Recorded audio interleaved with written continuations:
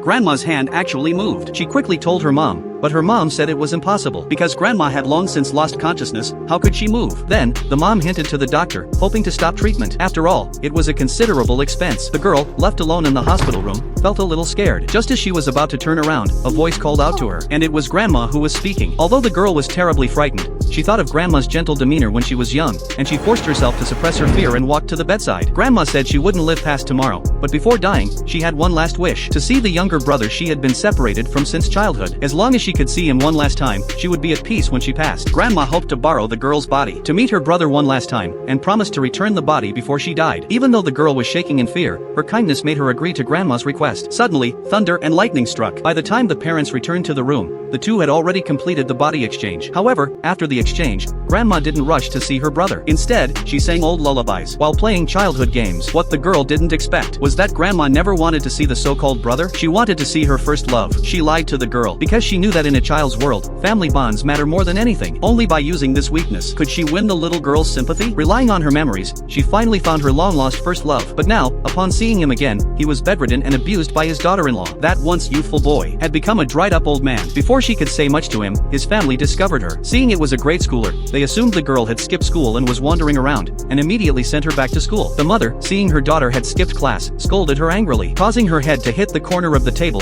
bleeding profusely. But she didn't care about the pain. She rushed to the hospital desperately because the doctor had said Grandma in the hospital could at most hang on until the next morning. Even worse, the doctor accidentally knocked off her foreline. This scared the little girl inside Grandma's body terribly. Meanwhile, Grandma, in the girl's body, was in a taxi that suddenly stopped midway because she didn't have enough money. The driver was only willing to drop her there. She had to rely on her legs to run the rest of the way. Even when branches scratched her legs, she didn't dare stop. At last, in the final moment, she arrived at the hospital room. The next morning, Grandma passed away. Maybe now, she no longer had regrets. In the blink of an eye, 30 years passed. The girl's mother also died, but the girl didn't shed a single tear. Instead, she sang that old lullaby to herself, and played with the childhood games Grandma once played. Turns out, she never switched the body back. She had lived in the girl's body all the way until now. She wanted to watch the girl's mother slowly grow old and die, because she hated that woman. When she was hospitalized and most in need of treatment, the woman asked the doctor to stop treating her. Now that the girl's mother was dead, she had finally gotten her revenge. But she didn't expect that she still had something even more important to do: to take revenge on the woman who once abused her first love, the old man's daughter-in-law. This story is like a dark fable, warning us human nature has both a kind,